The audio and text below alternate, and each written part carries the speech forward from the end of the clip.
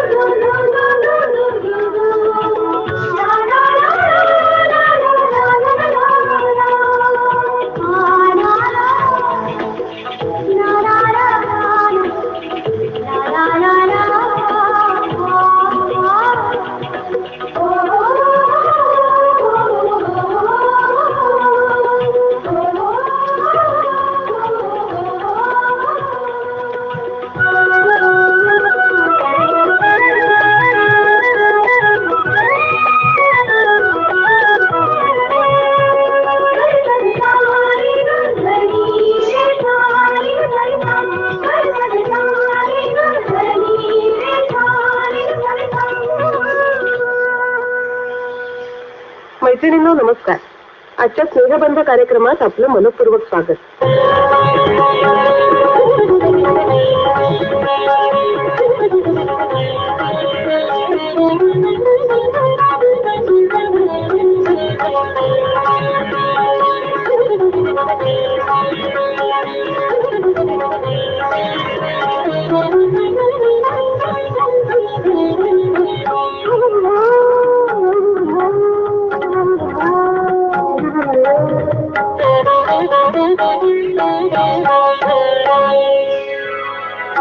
हे मंगलेशा ओंकार तू गणेशा, हे मंगलेशा ओंकार तू गणेशा.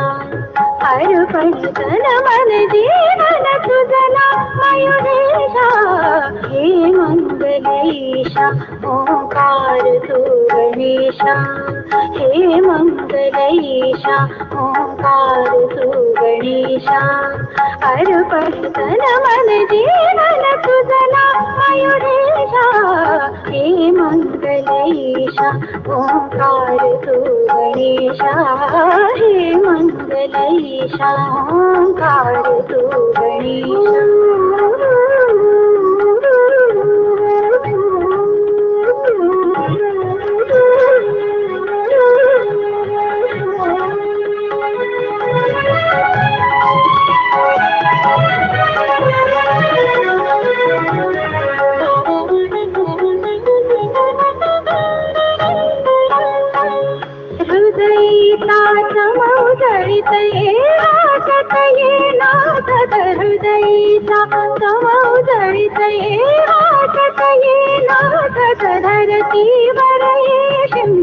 श्रावण प्रथमेशा, श्रावण प्रथमेशा.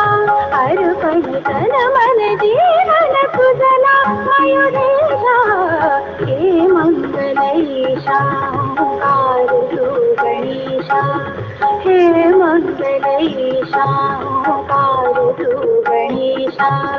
अर्पण तन मन जीवन तुझला मयुरेशा, हे मंगलेशा ओंकार तू गणेशा, हे मंगलेशा ओंकार तू गणेशा.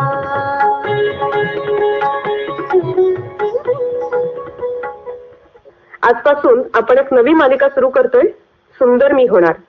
दर महिन्याच्या दुसऱ्या सोमवारी आपण ही मालिका ऐकू शकणार आहात. मैत्रिणींनो, सुंदर असावं, सुंदर दिसावं ही माणसाची सहज प्रवृत्ती असते. अगदी छोट्या मुलीपासून अगदी आजींपर्यंत सुद्धा प्रत्येकीला सुंदर दिसावंसं वाटतं आणि त्यात गैर काहीच नाही.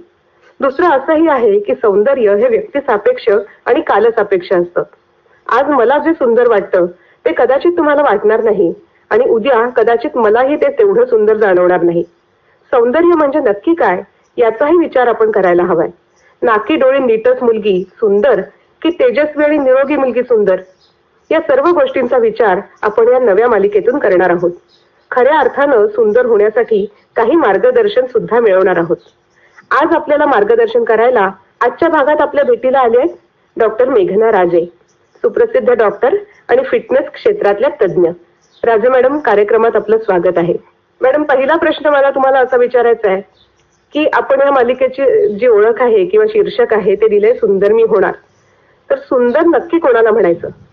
सौंदर्य म्हटलं तर व्यक्तिमत्वाचा आपला भाग असतो, परंतु नुसतं बाहेरून सुंदर दिसणं किंवा स्वतःला सजवणं हा व्यक्तिमत्वाचं बाह्य अंग होतं.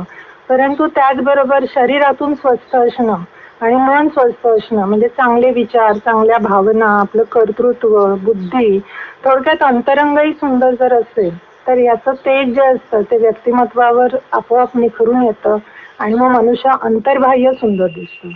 बरोबर आहे. म्हणजे फक्त शारीरिक सौंदर्यापेक्षा मन सुद्धा सुंदर असणं आणि त्या तंदुरुस्त असणं हे तितकंच महत्वाचं आहे. बरोबर. तर ह्या तंदुरुस्तीच्या दृष्टीने जर विचार केला, याला आपण फिटनेस असं म्हणतो, तर फिटनेस म्हणजे नक्की काय म्हणता येईल? म्हणजे कशाला म्हणायचं की ही व्यक्ती फिट आहे किंवा तंदुरुस्त आहे?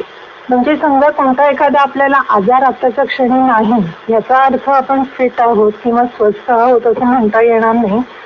तर फिटनेस म्हणजे शारीरिक, मानसिक आणि सामाजिक स्वास्थ्याची अवस्था असते. म्हणजे शरीर स्वस्थ असायला हवं, त्या स्वस्थ शरीरामध्ये तितकंच स्वस्थ आणि मस्त मन असायला हवं आणि या दोन्ही पातळीवर ज्या वेळेला आपण स्वस्थ असतो त्यावेळेला सामाजिक स्तरावर सुद्धा आपण स्वस्थ असतो. आणि आता एक नवीन परिमाण म्हणजे स्पिरिच्युअल फिटनेस, आध्यात्मिक स्वास्थ्य, ही सुद्धा त्या स्वास्थ्याला एक नवीन परिमाण आता लाभलेलं आहे. तर मग हे अशा प्रकारचं स्वास्थ्य मिळवण्यासाठी काय काय करायला हवं? आता आपण बघितलं की शारीरिक आणि मानसिक दोन्ही लेवलवर आपल्याला स्वस्थ असायला हवं आणि म्हणून शारीरिक स्वास्थ्यासाठी आहार, व्यायाम, विश्रांती आणि मानसिक स्वास्थ्यासाठी प्राणायाम आणि ध्यान ह्या गोष्टी जर केल्या तर आपल्याला हा फिटनेस मिळवणं सहज सोपं आहे. म्हणजे पंचसूत्री असं म्हणायला हरकत नाही. अगदी. आहार, व्यायाम, विश्रांती, प्राणायाम आणि ध्यान. आपण एक एक गोष्टी पुढे पुढे बघत जाऊया. पण मला वाटतं मॅडम आपण कार्यक्रमात आता सुरुवातीला जे बोललोय त्याच्या अनुषंगाने एखादं छान गाणं ऐकूया.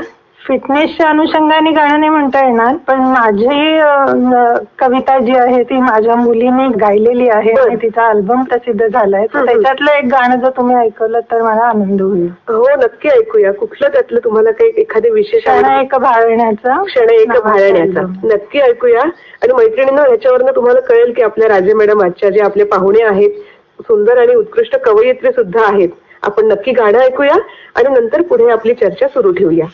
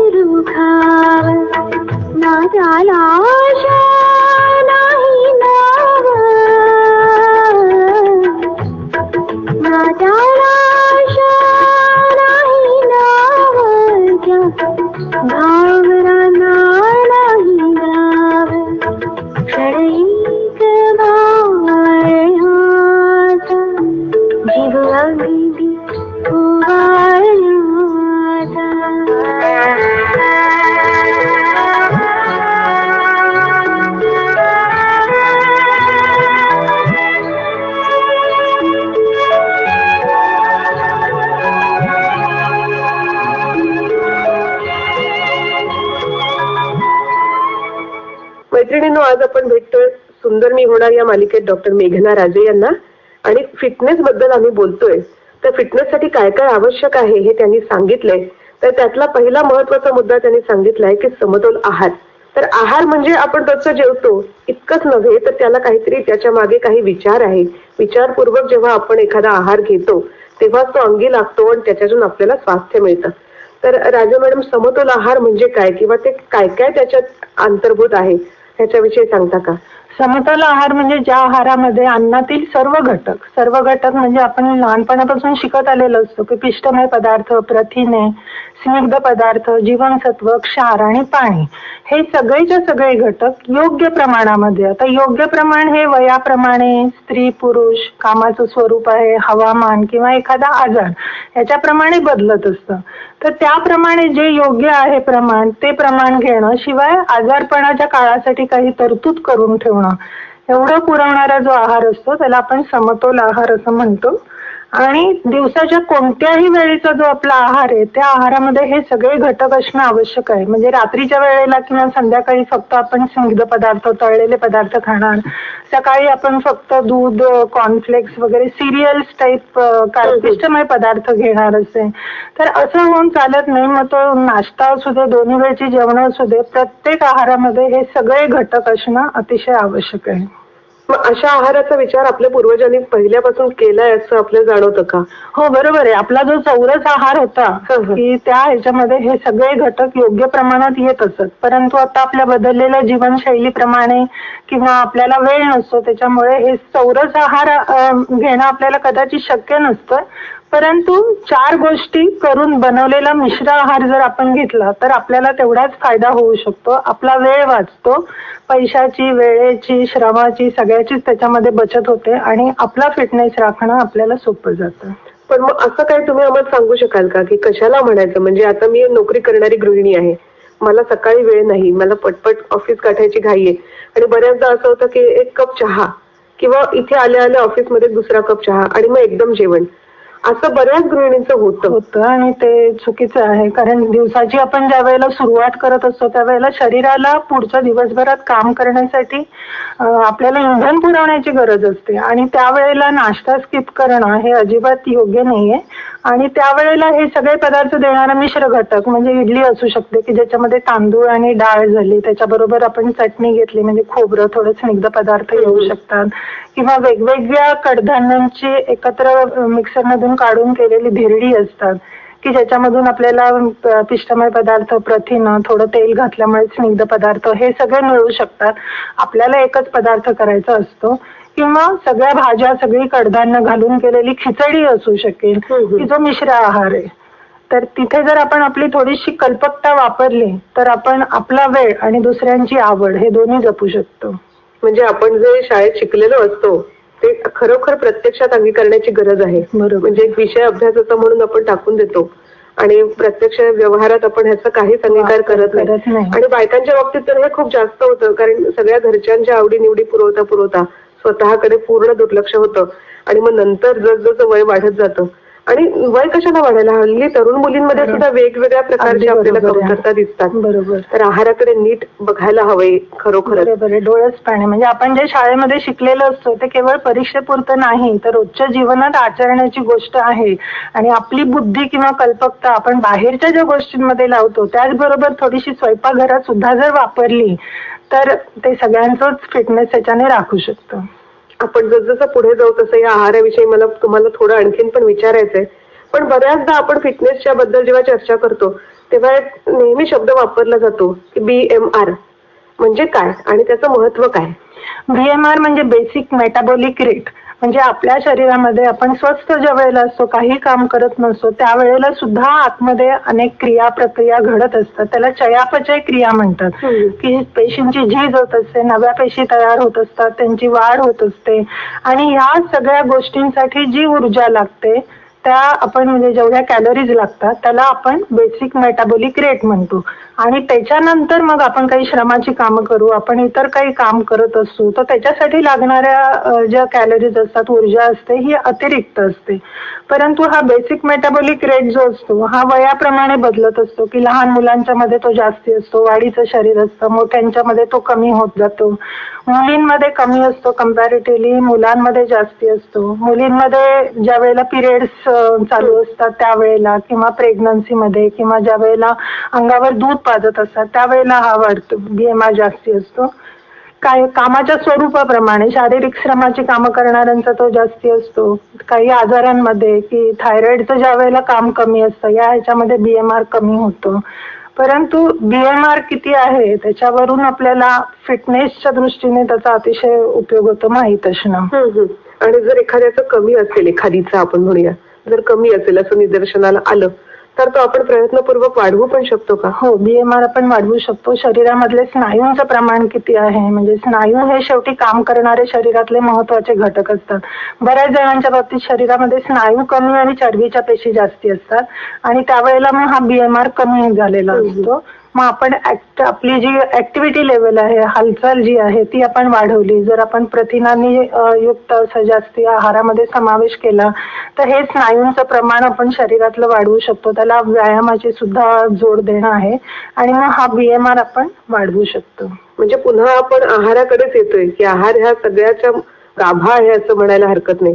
बऱ्याचदा कसं होतं की साधारण बायकांकडे अशी एक प्रवृत्ती असते की काही काळानंतर वय जसं वाढतं तसं वजन वाढायला लागतं आणि मग बारीक होण्यासाठी बऱ्याच बायका मी बघते तेल तूप अजिबात बंद करून टाकतात किंवा उपासाच्या नावाखाली किंवा बारीक होण्याच्या नावाखाली बऱ्याचदा एक वेळेला जेवतात, एक आहार पूर्णपणे बंद करून टाकतात आणि मग त्याच्यामुळे त्यांच्या अशक्तपणा तर येतोच पण इतरही दूरगामी काही परिणाम जाणवतात. बरोबर. तर त्याच्याविषयी जरा सांगा ना. खूप कमी खाणं किंवा उपास करणं किंवा एक वेळचं जेवण सोडून देणं वगैरे प्रकार लोक वजनाच्या दृष्टीने ज्या वेळेला अतिशय कंटाळतात सगळे प्रकार करून त्यावेळेला करतात. परंतु होतं कसं की शरीराला ज्या वेळेला अन्न कमी मिळतं त्यावेळेला उपासमारीचं स्टार्वेशनचा सिग्नल बॉडीला जातो आणि मग आपल्याला अन्न कमीच मिळतं, त्यामुळे आहे त्या गोष्टी आता सोडून चालणार नाही. त्यामुळे वजन कमी होणं पूर्णपणे बंद होतं की जे आहे ते आता आपल्याला सोडून चालणार नाहीये आणि म्हणून मग त्यावेळेला BMR कमी होतं की शरीराची ऊर्जेची गरजच शरीर कमी करून टाकतं आणि मग तुम्ही कितीही कमी खाल्लं तरी शरीराच्या दृष्टीने ते पुरेसं किंवा जास्तीच असतं आणि मग वजन उतरण्याची प्रक्रिया होत नाही. म्हणजे आपली तर उपासमार होते पण वजन तर उतरत नाही. अन्नाचा पुरवठा कमी झाल्यामुळे, प्रथिनं वगैरे कमी झाल्यामुळे स्नायू कमी होतात, त्यामुळे वजन एकदम पटकन कमी झालेलं दिसतं परंतु शरीरातला कार्य करणारा जो महत्वाचा घटक आहे तो कमी झालेला असतो. आपल्या शरीरातले बॉडी स्टोअर ज्याला आपण म्हणतात की प्रत्येक जीवनसत्व म्हणा किंवा प्रत्येक अन्न घटकांचं शरीरामध्ये एक प्रकारचा साठा केलेला असतो की ज्या ह्याच्यावर आजारपणाच्या काळात आपण टिकाव धरू शकतो. तर हा साठा शरीरातला कमी होतो. आणि दुसरं महत्वाचं तेल तूप कमी केल्यामुळे तेलामध्ये विरघळणारी म्हणजे फॅट सोल्युबल व्हिटॅमिन जी असतात की अन्नामध्ये जर तेलाचा समावेश असेल तरच ती शरीराला अवेलेबल होऊ शकतात, शरीराला मिळू शकतात. तर अशी vitamin A, D, E, K या जीवनसत्वांचं आपल्याला कमतरता जाणवू शकते आणि म्हणून कोणत्याही गोष्ट अतिशय कमी करणं किंवा सोडून देणं उपयोगी नाही. तर समतोल आहार आपल्या गरजेप्रमाणे आपल्याला सगळ्या गोष्टी अन्नात घेणं आवश्यकच आहे. आणि मग याच्याचमुळे मग अशी शुष्कता दिसायला लागते का चेहऱ्यावर, केसांमध्ये? बरोबर आहे. एक टवटवी जी असते ती हळूहळू, म्हणजे हा काही त्याच्यावरचा मार्ग नाही, ह्याचा अजिबात नाही. उलट त्याच्यामुळे दुष्परिणाम जास्त भोगायला लागतात. योग्य आहार आणि व्यायाम हाच राजमार्ग आहे, त्याला दुसरा पर्याय असूच शकत नाही. खरंच आहे, व्यायाम करायला हवा असं प्रत्येक ठिकाणी आम्ही वाचतो. पण मग अशा वेळेला असा प्रश्न उद्भवतो की नक्की व्यायाम करायचा म्हणजे काय? बऱ्याचदा असं होतं की हिवाळा सुरू झाला की बायका अगदी उत्साहाने बूट घालून चालायला सुरुवात करतात, 8-10 दिवस चालतात की त्यांचा उत्साह संपतो किंवा मग त्या म्हणतात नाही एवढं मला झेपतच नाही, मी दमूनच जाते, एवढं मी काम रोज करते की मला व्यायामाची गरजच नाही. हा तर खूप मोठा गैरसमज असतोच. बरोबर. तर व्यायामाविषयी तुम्ही काय सांगाल? असा आदर्श व्यायाम म्हणावा असा कुठचा एखादा आपल्याला व्यायाम म्हणता येणार नाही, कारण ज्या व्यायामामध्ये हृदयाची आणि फुफ्फुसांची कपॅसिटी क्षमता जी आहे ती वापरली जाते. म्हणजे एरोबिक टाईप जे व्यायाम असतात ते, आणि ज्याच्यामध्ये शरीरातले सगळे स्नायू आणि सगळे सांधे वापरले जातील असा एकच कोणता तरी व्यायाम नसतो. फार तर आपण असं म्हणू शकू की जिम मध्ये जाऊन ज्या वेळेला आपण व्यायाम करतो त्यावेळेला थोड्याफार प्रमाणात अशा प्रकारचा व्यायाम होऊ शकतो, परंतु सगळ्यांना काही ते शक्य नसतं. आणि त्याच्यामुळे आपण जर जोड दिली की चालणं, या प्रकारचं चालणं असेल, खेळणं असेल, स्विमिंग हे असेल, अशा प्रकारचा जो एक फास्ट व्यायाम, आणि त्याला योगासनं किंवा फ्लोर एक्सरसाइजेस की ज्याच्यामुळे सांध्यांची लवचिकता वाढेल असे, म्हणजे साधारणतः 30 ते 35 मिनिटं फास्ट व्यायाम आणि 15 ते 20 मिनिटं असा फ्लोर एक्सरसाइज किंवा योगा ह्याच्यासारखा जर व्यायाम केला तर ते कॉम्बिनेशन मिळून एक आदर्श व्यायाम होऊ शकतो. आपल्याला जशी विश्रांतीची, खाण्याची गरज आहे तशीच व्यायामाची सुद्धा गरज प्रत्येकालाच असते, कारण रोज आपण शरीराचे सगळे भाग वापरत नसतो. कामाच्या आपल्या स्वरूपामुळे एखादा पार्ट जास्ती वापरला जातो, त्याची झीज होते, आणि एखादा भाग अजिबात वापरला जात नाही, तो आखडला जातो. आणि हे होऊ नये म्हणून व्यायाम हा प्रत्येकानेच करायचा आहे. बारीक माणसांनी व्यायाम करायचा नाही असं नाहीये. बरोबर आहे. असं मला वाटतं की मला गरज नाहीये, तर तसं नसतं. व्यायाम सगळ्यांनीच करायचा. त्याचं प्रमाण आणि त्याची वेळ ही फक्त ज्याच्या त्याच्या गरजेप्रमाणे बदलू शकते. आणि दुसरा एक प्रश्न ओघानेच मला विचारावा असं वाटतोय की मला सकाळच्या गडबडीत किंवा बऱ्याच बायकांना सकाळच्या गडबडीत वेळ नसतो, तर व्यायाम करण्यासाठी असं काही ठराविक वेळेत करावा, सकाळीच करावा असं काही आहे का? नाही, असं काही नाही. आपल्याला ज्या वेळेला वेळ मिळेल त्यावेळेला दिवसाकाठी कमीत कमी 30 मिनिटं, जास्तीत जास्त 1 तास व्यायाम केव्हाही आपण करू शकतो. फक्त जेवणाच्या ज्या वेळा असतात त्याच्या अलीकडे पलीकडे साधारण 1.5 ते 2 तासाचं अंतर पाहिजे, आणि नाश्ता किंवा चहा पाणी जर असेल तर त्याच्यामध्ये कमीत कमी अर्ध्या तासाचं अंतर पाहिजे. म्हणजे पोट आपलं रिकामं असं व्यायाम करतात. पोट रिकामं. आणि मग हे तुम्ही जे म्हणालात चालणं किंवा पोहणं, यालाच एरोबिक व्यायाम एरोबिक व्यायाम, की ज्याच्यामध्ये प्राणवायूचं म्हणजे ऑक्सिजन कन्झम्पशनवर आधारित जो व्यायाम असतो त्याला एरोबिक, म्हणजे नुसतं एरोबिक्स करणं असं नाही, तर हृदयाची आणि फुफ्फुसाची क्षमता वापरली जाऊन तो व्यायाम होतो. आणि मग त्याच्यामध्ये मैदानी खेळ असतील, टेकडीवर चढणं असेल, चालणं, फास्ट वॉकिंग, कार्डिओ एक्सरसाइजेस जे आपण म्हणतो त्या प्रकारचे व्यायाम असू शकतात. इव्हन डान्स हा सुद्धा एरोबिक व्यायाम होतो. वा, आणि त्याच्यामुळे खरंच मनालाही आनंद मिळतो. खूपच छान. मॅडम, मला असं वाटतं आपण इथे परत एक गाण्यासाठी थोडं थांबूया. गेला पाऊस येऊ न म्हणून दुसरं एक गाणं आहे, कविता आहे ती. आणि संगीत त्याला कोणी दिलंय? संगीत GS चंद्रा म्हणून एक संगीतकार आहे, त्यांनी दिलं. नक्की. मैत्रिणींनो, गाणं तुम्ही ऐका आणि मग पुढे आपण आणखीन ही चर्चा सुरू ठेवूया.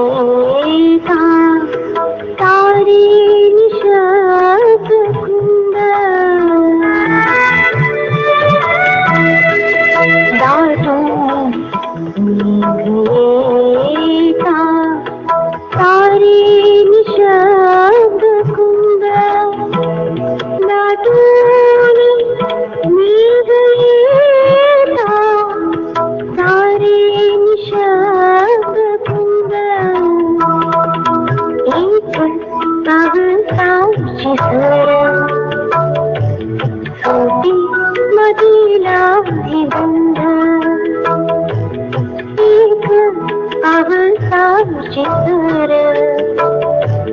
होती मदीना विबंध उजिवला मदी मातीचा कोण आभाळाची नाळ गेला पाऊस झाली निरभ्र आभाळ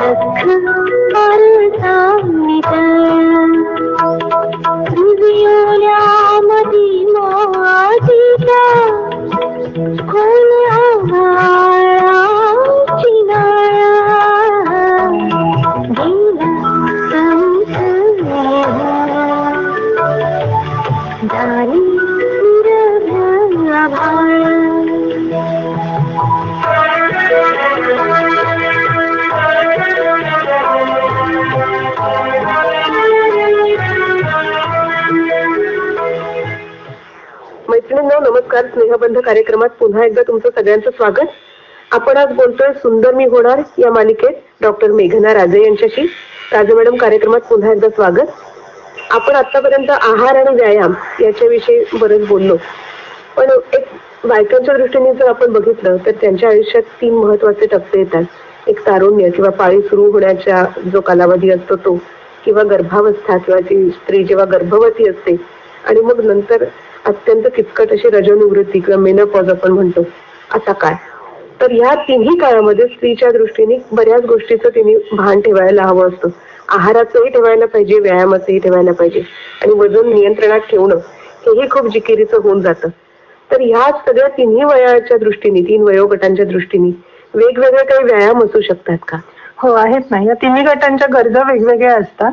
तरुण मुली आपण धरलं तर साधारण 15 ते 25 किंवा 30च्या आतमधला हा जर काळ असेल तर पिरियड सुरू होण्यापासून हा काळ सुरू होतो ते साधारण लग्न होईपर्यंत. असं आपण ढोबळमानाने जर धरलं तर सुरुवातीला पिरियड्स हे काही रेग्युलर नसतात. मासिक पाळी जी येते ती, त्यावेळेला हॉर्मोनल इम्बॅलन्स असतो आणि तो व्यवस्थित होऊन पाळीचं चक्र सुरू होण्यामध्ये खूप वेळ जात असतो.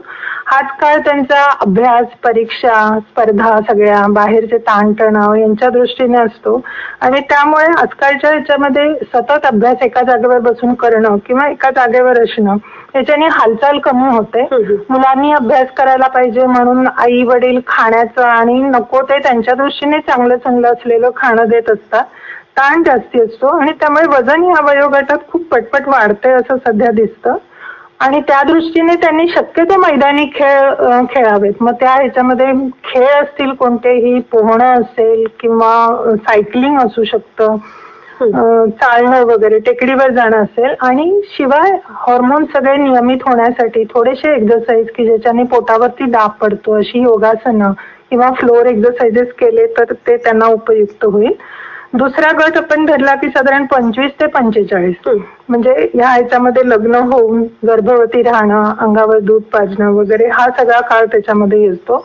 याच वेळेला आपल्या करिअरची सुरुवात झालेली असते, कामाचा ताण वाढलेला असतो, कामाच्या वेळा अडलेल्या असतात आणि ऑफिस वर्कमुळे हालचाल शून्य असते, पण मेंदूचं किंवा डोळ्यांचं काम असतं, त्यामुळे मनुष्य थकतो. परंतु बघायला गेलं तर ऊर्जेचं काही त्याच्यामध्ये म्हणजे कॅलरी लॉस काही झालेला नसतो.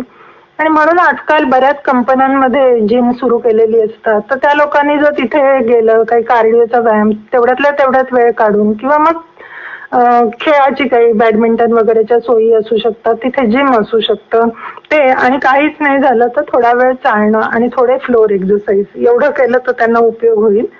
45 नंतरचा म्हणजे मेनोपॉझल पिरियड असतो. या ह्याच्यामध्ये शरीरातले हॉर्मोन्स कमी होत असतात, शारीरिक आणि मानसिक बदल शरीरामध्ये होत असतात, कॅल्शियम मेटाबॉलिझम बदलते, हाडं ठिसूळ होणं ज्याला आपण ऑस्टिओपोरोसिस म्हणतो हे प्रकार सुरू होतात आणि मग जरा कुठे पडलं की फ्रॅक्चर होणं, फुग्याचं हाड हे आपण खूप ऐकत असतो. तर ह्या वयामध्ये खरं व्यायामाची गरज जास्ती असते, कारण हाडातलं कॅल्शियम काढून रक्तात आणण्याची जी क्रिया सुरू झाली असते ती उलटवणं म्हणजे पुन्हा हाडामध्ये कॅल्शियम डिपॉझिट करणं, हे जर त्यांनी ह्याच्यामध्ये व्यायाम प्रकार थोडं वजन घेऊन करण्याचे व्यायाम जर केलं तर ही क्रिया सुरू राहते. त्याच्यामुळे ह्या वयामध्ये सुद्धा व्यायाम करणं, चालणं, योगासनं वगैरे हे करायला हरकत नाहीये.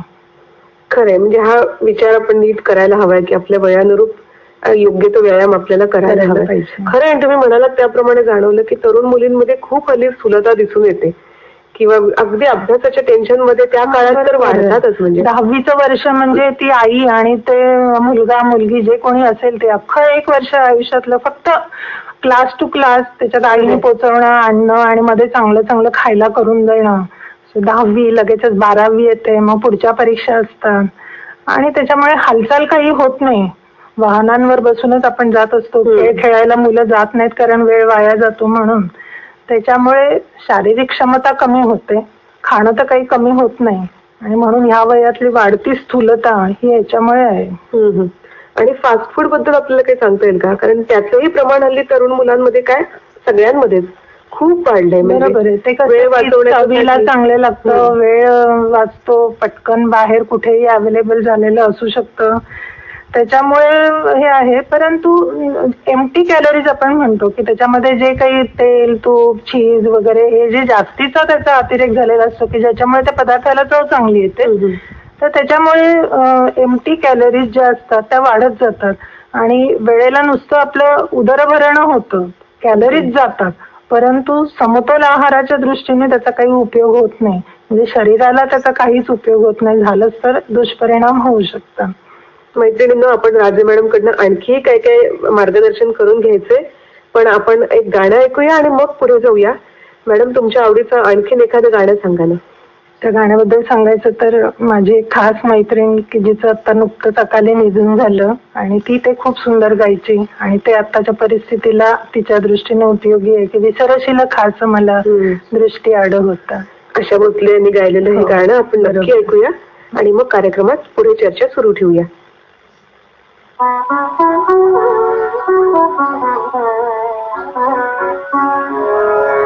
विसरशील खास मला दृष्टी आड होता, विसरशील खास मला दृष्टी आड होता, वचनेही गोड गोड देखी जरी आता, विसरशील खास मला.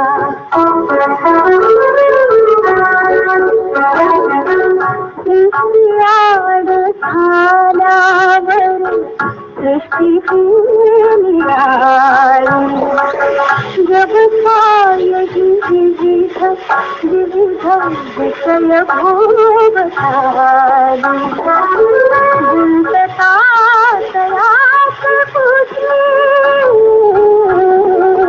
गुंतता तयात कुठे, वचनात विविधा, वचनात विविधा, विसरशील खास मला.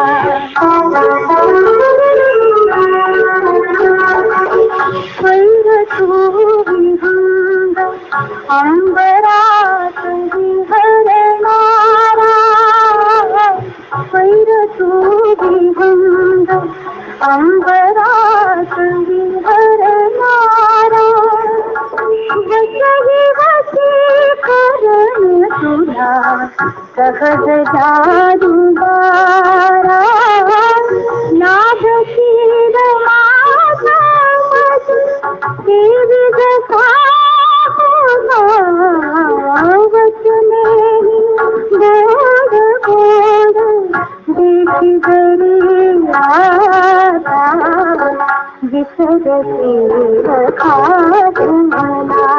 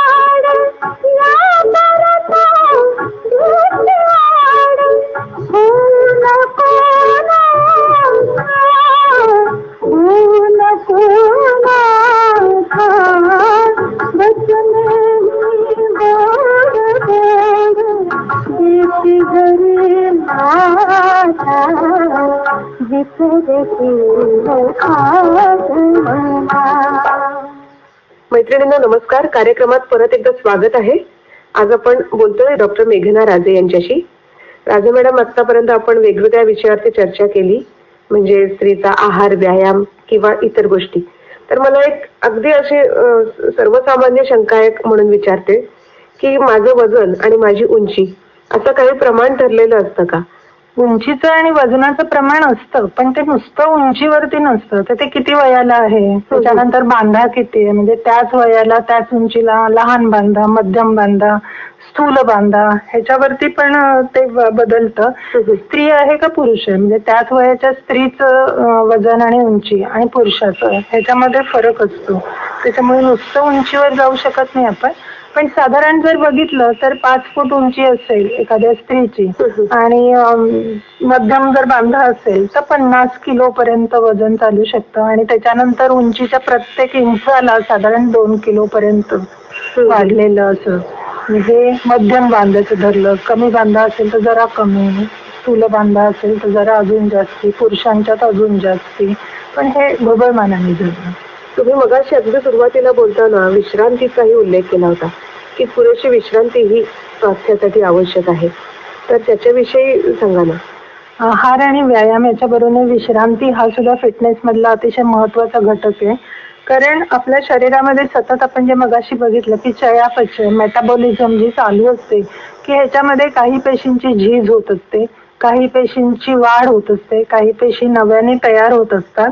आणि ह्या सगळ्या गोष्टी होण्यासाठी शरीरांना किंवा पेशींना थोडासा वेळ देणं, थोडीशी सवड देणं आपल्याला आवश्यक असतं.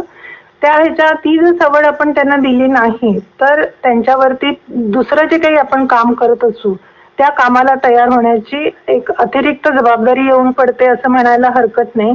परंतु आपण जर त्यांना तेवढे विश्रांती दिली, तेवढा वेळ दिला. विश्रांती ही फक्त बाह्य शरीराला असते, आतमधल्या शरीराचं काम तर 24 तास 7 दिवस चालूच असतं. परंतु त्या कामासाठी त्यांना थोडासा वेळ मिळतो आणि म्हणून नंतर विश्रांती नंतर जेव्हा त्या पेशी कामाला लागतात तेव्हा त्या नवीन जोमाने, म्हणजे क्वालिटेटिव्हली आणि क्वांटिटेटिव्हली चांगलं आपण काम करू शकतो. त्याच्यासाठी ही विश्रांती आवश्यक असते. झोपेविषयी जर आपण म्हटलं तर साधारण किती निरोगी माणसाच्या दृष्टीने किती तास झोप आवश्यक असते? साधारणतः एक 7 तासापर्यंत झोपेची आवश्यकता असते. त्याच्यापेक्षा कमी झोपलं तर तो ताण होऊ शकतं. त्याच्यापेक्षा जास्ती झोपत असतील तर तो वेळेचा आणि माझ्या दृष्टीने आयुष्याचा अपव्यय होतो. खरं. आणि तुम्ही म्हणालात की विश्रांतीमध्ये झोप फक्त शारीरिक एक विश्रांती असू शकते, मानसिक सुद्धा विश्रांती आवश्यक आहे. आणि त्यासाठी मानसिक स्वास्थ्याच्या दृष्टीने काय काय करता येईल? बरोबर. आता मानसिक स्वास्थ्य हे शारीरिक स्वास्थ्यापेक्षा जास्ती महत्वाचं असतं असं मला वाटतं. कारण जर आपलं शरीर आजारी असेल परंतु आपल्याला जर पॉवर लावली आपण माइंड पॉवर किंवा मनोबल जर आपण त्याच्या मागे लावलं तर त्या असाध्य आजारातून सुद्धा आपण बाहेर येऊ शकतो. परंतु जर आपलं मनच अस्वस्थ असेल तर ते निरोगी शरीराला सुद्धा आजारी करू शकतं. आणि म्हणून मनस्वास्थ्य किंवा चांगलं मन हे ताकदवान मन असणं जास्ती आवश्यक असतं. तर मनस्वास्थ्य म्हणजे काय तर कुठच्याही वेळेला आपण शांत आहोत का, आपल्याला चांगली झोप लागते का, भावनांवर विचारांवर आपलं नियंत्रण आहे का, भावनेच्या आहारी जाऊन आपण काही बोलतो किंवा कृती करत असतो, कठीण परिस्थितीमध्ये सुद्धा शांत राहून योग्य तो निर्णय आपल्याला घेता येतो का, थोडक्यात कुठच्याही परिस्थितीला रिॲक्ट म्हणजे प्रतिक्षिप्त क्रिया देण्यापेक्षा प्रतिसाद देणं, रिस्पॉन्ड करणं हे आपण करतो का, हे मनस्वास्थ्याची लक्षणं आहेत की चांगलं मनस्वास्थ्य आहे म्हणजे या गोष्टी आहेत असं. परंतु मनाला आटोक्यात ठेवणं हे आपल्याला वाटतं तेवढंसं सोपं नाहीये, ते उलट जास्ती कठीण काम आहे. परंतु आपला जो अष्टांग योग मार्ग आहे तो या दृष्टीने मनस्वास्थ्याच्या दृष्टीने अतिशय उपयोगी आहे. म्हणजे त्याच्यातले यम नियम आहेत, आसन प्राणायाम ध्यान या सगळ्या गोष्टींचा उपयोग होतो. मन चांगलं होण्याच्या दृष्टीने भावना विचार हे चांगले व्हावेत यासाठी चांगलं वाचायला पाहिजे, बघायला पाहिजे, निसर्गामध्ये राहायला पाहिजे किंवा ज्या काही आपण फिल्म असेल किंवा ज्या गोष्टी बघतो त्या चांगल्या असणं आवश्यक आहे. सुसंवाद स्वतःशी, सहकाऱ्यांशी, घरातल्यांशी असणं. एखादी कला आपण शिकू शकतो की ज्याच्यातून आपली क्रिएटिव्हिटी सर्जनशीलता जी असते त्याचा आपण वापर करू शकतो. एकंदरीत जगण्याचा वेग कमी करून स्वतःला जर आपण थोडासा वेळ दिला तर ह्या गोष्टी करणं सगळं शक्य असतं. ह्याच्यात प्राणायामाचा आणि ध्यानाचा दोन्हीचा उपयोग होतो. म्हणजे प्राणायामाचा शरीराला जास्ती प्राणवायू मिळाल्यामुळे पेशींना चांगल्या प्रकारे ज्वलन वगैरे व्हायला मदत होते आणि म्हणून पेशींची कार्यक्षमता वाढते हा शारीरिक पातळीवर. तसंच प्राणायामाचा मानसिक स्वास्थ्यासाठी सुद्धा उपयोग होतो. म्हणजे आपण म्हणतो राग आला त्यावेळेला जसे आकडे मोजतो तसंच त्यावेळेला जर आपण प्राणायाम केला तर आपण ती परिस्थिती कंट्रोल ठेवण्यास, आपल्या भावनांवर कंट्रोल ठेवण्यामध्ये आपण होऊ शकतो ते त्याप्रमाणे. तर असं प्राणायामाचा उपयोग होतो. तसंच ध्यानाचं म्हणजे ध्यानामुळे मनाला विश्रांती आपण देऊ शकतो. झोपेमुळे शरीराला विश्रांती मिळते परंतु झोपेमध्ये जर आपल्याला काही स्वप्न पडतात, वाईट स्वप्न पडली काही तर त्यावेळेला सुद्धा मनामध्ये उद्रेक चालूच असतात आणि त्या अनुषंगाने जे शरीरात स्त्राव निर्माण होणं वगैरे ह्या गोष्टी धडधड होणं हे चालूच राहतं. म्हणजे झोपेमुळे म्हणावी तशी विश्रांती मिळत नाही. तर ती विश्रांती जी कमी पडते किंवा काही जणांना एवढा वेळ झोपणं शक्य नसतं, 7 तास सुद्धा झोपू शकत नाही. परंतु मग जर त्यांनी ध्याना सुरुवात केली तर साधारण असं म्हणतात की अर्धा तासाचं चांगलं जमलेलं ध्यान हे 2 तासाच्या शारीरिक विश्रांतीच्या बरोबरीने असतं. म्हणजे ती जी विश्रांती आपल्याला कमी पडते ती ध्यानाच्या मार्गाने आपण मिळवू शकतो. ध्यानामधून आपला स्वतःशी संवाद सुरू होतो किंवा आपलं सध्याचं जे जगणं आहे ते आतून बाहेरच्या जगामध्ये आपण आपल्या आनंदाचा किंवा सुखशांतीचा ठेवा शोधत असतो आणि त्याच्यासाठी शर्यती पुढे जाणं काहीतरी मिळवण्याची धडपड आपण करत असतो. आणि शेवटी ते मिळवल्यावर सुद्धा आपल्याला लक्षात येतं की आपल्याला जो आनंद आणि शांतता हवी होती ती त्याच्यातून मिळतच नाही. फक्त हे लक्षात येईपर्यंत खूप उशीर झालेला असतो आणि म्हणून मग नंतर आपण विचार करतो की कशामध्ये आहे तर आपला आनंद हा शेवटी आपल्या पाशीच असतो. हे आपल्याला आयुष्याच्या शेवटी नंतर लक्षात येतं, तोपर्यंत उशीर झालेला असतो. परंतु मग ध्यानामुळे आपला हा जो उलटा प्रवास आहे की बाहेरच्या जगातून स्वतःकडे आतमध्ये येण्याचा प्रवास की जो गडबडीतून आपल्याला शांततेकडे नेत असतो आणि ज्याचा आपल्याला मानसिक स्वास्थ्यासाठी उपयोग होतो, हा प्रवास आपला सुरू होतो ध्यानामधून. आणि म्हणून आहार, व्यायाम, विश्रांती आणि प्राणायाम आणि ध्यान या सगळ्या गोष्टी जर आपण अवलंबल्या तर आपण खऱ्या अर्थाने फिट राहू शकतो. आणि प्राणायाम आणि ध्यान हे लोकांना असं वाटतं की या म्हातारपणी करायच्या गोष्टी आहेत, तर तसं नाहीये. हे लहानपणापासूनच जर सुरुवात दिली तर प्रत्येकाला, मुलांना किंवा जगण्याच्या ज्या सगळ्या धडपड असते, जे ताण असतात त्याच्यातून बाहेर यायला मदत होऊ शकते. तुम्ही इतकं छान सांगताय. खरंच अंतर्मुख होऊन प्रत्येकाने विचार करायला पाहिजे की आपण प्रत्येक पायरीवर कुठे चुकत तर नाहीये ना. कारण परस्पर हे दावे, ताण आणि सततची स्पर्धा, सतत स्वतःला सिद्ध करण्याची धडपड, जितका पैसा मिळवावा तितका कमीच पडतोय आणि सतत ताण हा इतका वाढत चाललाय की कित्येकदा असं होतंय की हे असह्य वाटायला लागतंय. हे कसं आपण हे पार कसं जाणार, या सगळ्या दृष्टीने हा विचार खूप महत्वाचा आहे. आणि प्रत्येकीने तो स्वतःला करायला हवाय, तरच पुढे जाऊन आपण ह्याच्यातून मार्ग काढू शकतो. आणि हे खूप अत्यंत दुर्मिळ असा जो आपल्याला मनुष्य जन्म मिळालाय तो खऱ्या अर्थानं सुखी आणि आनंदी करू शकतो. आणि खरंच त्यासाठी पुन्हा एकदा म्हणावं असं वाटतं की आपण सुंदर आहोतच, हे जीवनही खूप सुंदर आहे. आणि मला वाटतं ह्या ठिकाणी आपण एक गाणं ऐकूया. तर कुठलं गाणं सांगाल आणखीन एखाद्या तुमच्या आवडीचं? आपल्या सीमेवर लढणारे जे जवान असतात की ज्यांच्यामुळे आता ह्या क्षणाला सुद्धा आपण आरामात राहू शकतो, आपल्या घरामध्ये झोपू शकतो, तर त्यांना आपण विसरलेलं नाहीये हे सांगणारं गाणं भारतीय नागरिकांच्या घास रोज अडतो ओठी. सैनिक हो तुमच्यासाठी. बरोबर, खूप सुंदर गाणे आपण ऐकूया आणि मग पुढे बोलूया. भारतीय नागरिकाचा घास रोज अडतो ओठी, सैनिक हो तुमच्यासाठी, सैनिक हो तुमच्यासाठी. भारतीय नागरिकाचा घास रोज अडतो ओठी, सैनिक हो तुमच्यासाठी, सैनिक हो तुमच्यासाठी.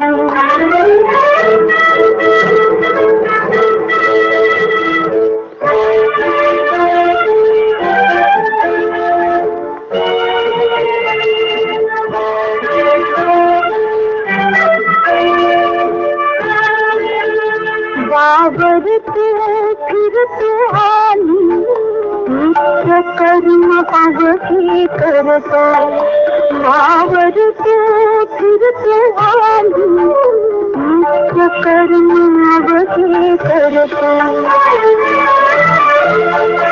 राबतो आपल्या मनाची पोटे भरतो, वरी आठवले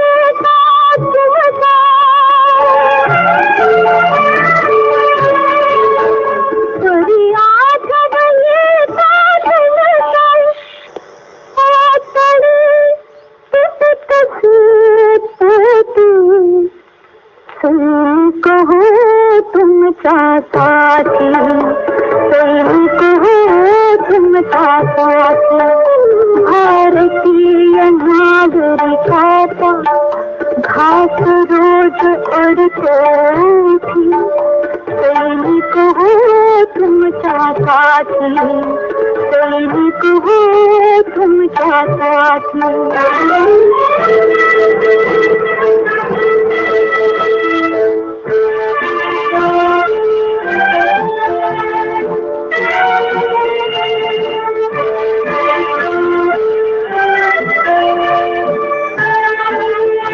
आराम विसरलो आम्ही, आळसा मुलीला थारा, आराम विसरलो आम्ही, आळसा मुलीला थारा. उत्तरीकडून याहीकडे वार्तात येतो वारा, ऐकताच का अश्वांती,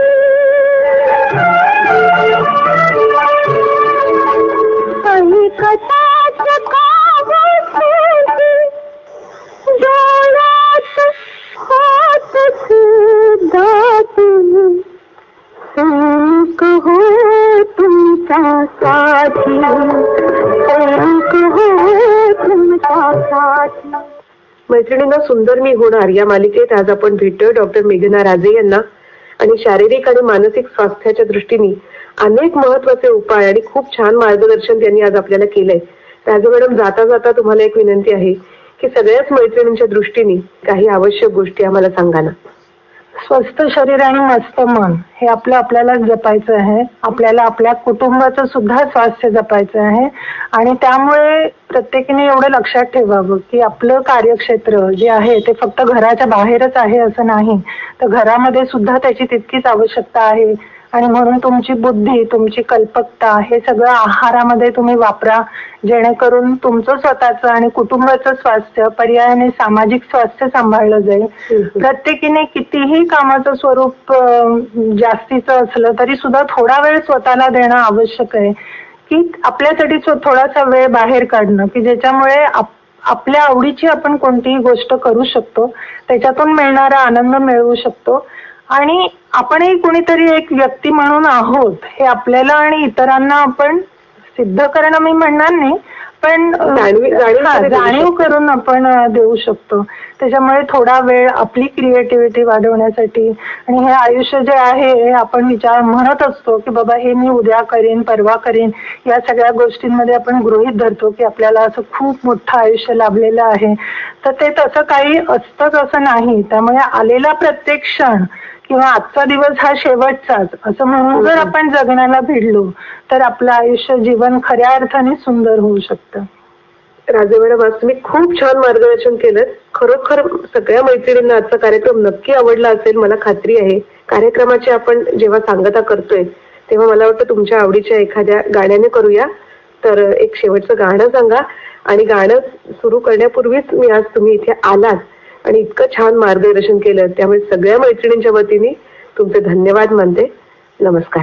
आणि तुम्ही सुद्धा मला बोलवलं, संधी दिलीत माझे विचार मांडण्यासाठी, म्हणून मी आकाशवाणीचे आभार मानते. आणि पद्मजा फेणाणी जोगळेकरांची ही शुभ्र फुलांची ज्वाला या अल्बम मधलं तुझ्या एका हाकेसाठी हे माझं खूप आवडतं गाणं आहे, ते लावलं तर आवडेल. नक्की ते गाणं ऐकूया. नमस्कार.